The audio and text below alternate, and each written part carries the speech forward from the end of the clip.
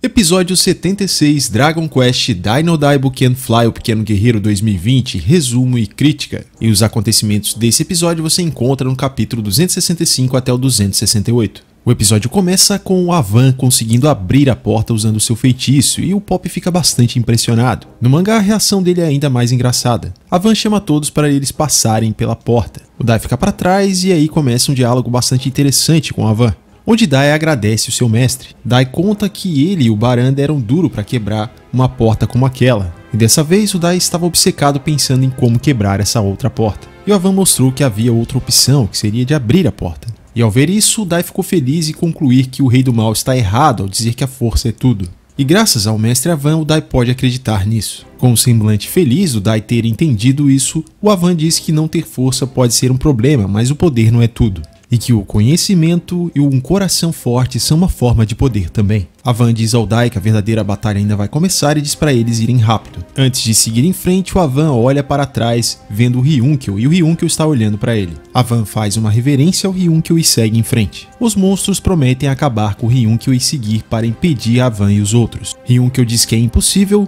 e agora que o pai de verdade voltou, ele não precisa mais fazer o papel do irmão mais velho. Agora ele pode voltar a ser um guerreiro e lutar como ele quiser sem pensar nas consequências. Os monstros partem para cima do Ryunkyo, vemos ali uma cena em câmera lenta. Ryunkyo se vira e posiciona sua lança para lançar o Grand Cross, dizendo o seguinte: "Posso fazer isso o dia todo." Popman ficam surpresos, pois o Ryunkyo está usando pela segunda vez o Grand Cross. E Ryunkyo lança o Grand Cross sem dó nem piedade, simplesmente obliterando todos os monstros que estão na frente dele. E mais uma vez ele se posiciona e diz que ninguém vai passar. A cena se encerra e passamos a acompanhar Avan e os outros dentro do castelo. Eles ficam impressionados que o castelo é bastante luxuoso e o Avan fica desconfiado porque há um corredor muito linear, o que facilita a defesa contra invasores. Pop fica cansado de correr e também porque está sem poder mágico. A princesa pergunta se o Dai também não está cansado e o Dai diz que depois de correr ele se animou um pouco mais. Pop vai na direção da Man pedindo cura e ele tenta lhe dar um abraço nela para se aproveitar desse momento. Mas ela se esquiva e ele cai no chão.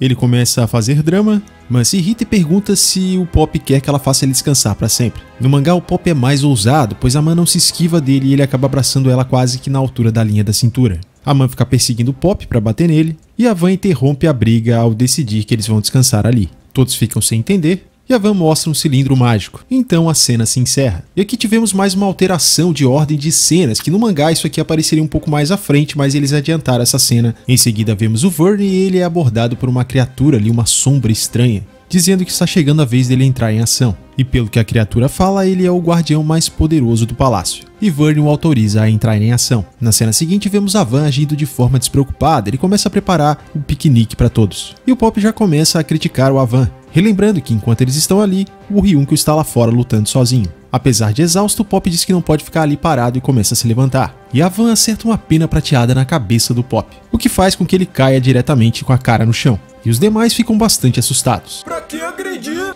Pop recupera parte de seu poder mágico e logo se levanta. E o Avan explica que as penas de ouro servem para ataque e aquela pena que ele utilizou serve para recuperar poder mágico e também para curar. Avan conta como construiu aquelas penas, utilizando o Mysticita, e que tem relação com a arma que a Man tinha e também com os pingentes que eles têm. Mais uma vez temos uma amostra do conhecimento do mestre Avan, que construiu essas penas enquanto estava dentro da caverna da provação. Avan retira a pena da cabeça do Pop e diz que o Pop não recuperou totalmente o seu poder mágico, e fica surpreso porque a pena poderia restaurar completamente o poder de 3 magos comuns. No mangá ele menciona 2 ou 3. Fato é que o Pop se tornou incrivelmente poderoso, a ponto do Pop pensar ali se perguntando desde quando ele ficou tão forte. De um jeito engraçado, o Avan diz que tem que usar mais uma pena. O Pop fica um pouco assustado com medo que ele use novamente a pena na cabeça dele.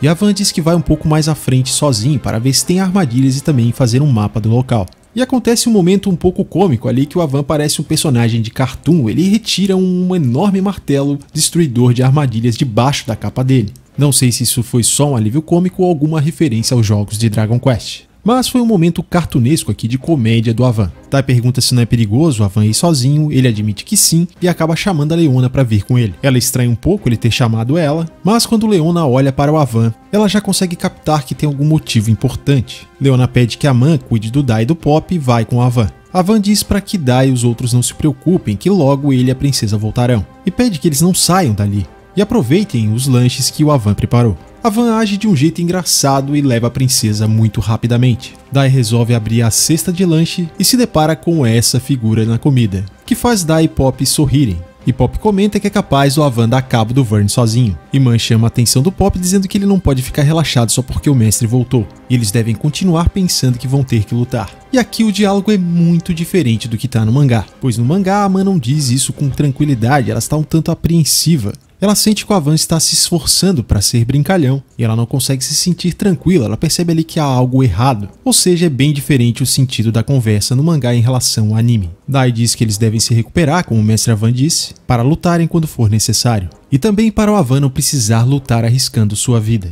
No mangá, diferente do anime, o Dai relembra da morte do Avan e diz que não quer que isso aconteça novamente. Na cena seguinte, vemos o Avan e a Leona e ela pergunta como ela pode ajudar o mestre Avan. E o Avan revela que ele trouxe a princesa com ele para entregar as penas que ele fez. Leona pergunta por que ele está dando as penas a ela, e o Avan responde que acredita que ela poderá ficar no lugar dele. E Leona parece bastante chocada. Ou o Avan acredita que terá que se separar do grupo e ficar ocupado detendo algum inimigo, ou então ele está prevendo que talvez ele tenha que se sacrificar novamente. O que você acha? Deixa aqui nos comentários. No mangá, essa parte é mais curta, aqui pro anime ficou mais estendido o diálogo. Mas do jeito que a Leona ficou assustada no mangá, dá a impressão de que o Avan vai novamente se sacrificar. Na cena seguinte, vemos uma bela sequência de luta entre o Mr. Vern e o Lomberuki. E eu não sei você, mas eu gostaria de ter visto mais essa luta que já dura 10 episódios. E vimos tão pouco dela. Porém, esse pequeno trecho foi extra que para o anime não tem no mangá. Vemos Zabuera correndo desesperado pelo campo de batalha, o que não aparece bem dessa forma no mangá. Mostra o Nova dando um golpe frontal ali, cortando o monstro ao meio. No mangá o corte é mais sangrento e não é no mesmo monstro que aparece no anime.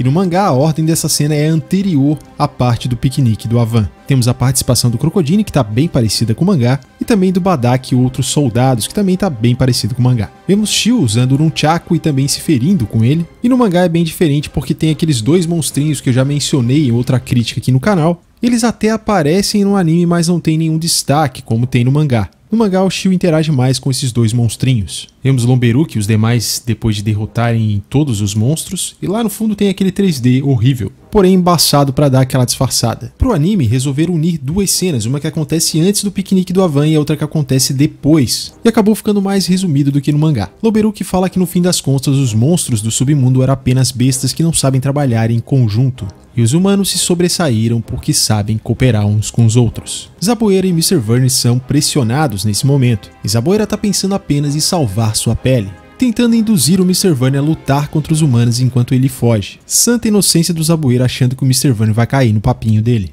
Mr. Vern não só ri na cara do Zabuera, mas também dá aquela esculachada com muita classe, e alerta que se Zabuera voltar sem nenhuma conquista ele será executado. Zabuera ainda tenta apelar para o lado emocional e justo do Mr. Vern, e ele por sua vez só ignora, dizendo que o Zabuera está se apoiando no clichê da justiça. Mr. Vern diz que se eles fossem companheiros tão próximos como o Zabuera está dizendo, o Zabuera saberia que a palavra do Rei Demônio está acima de tudo. Crocodile conclui que Zabuera será abandonado pelo Mr. Vern, e Lomberuki diz ao Mr. Vern que eles ainda não acabaram com o duelo. Mr. Vern demonstra um certo respeito pelo Lomberuki, dizendo que poucos podem lutar com ele de igual para igual e que talvez se o Lomberuki atacasse com todas as suas forças, a luta não duraria tanto. E isso também vale para o próprio Mr. Vern.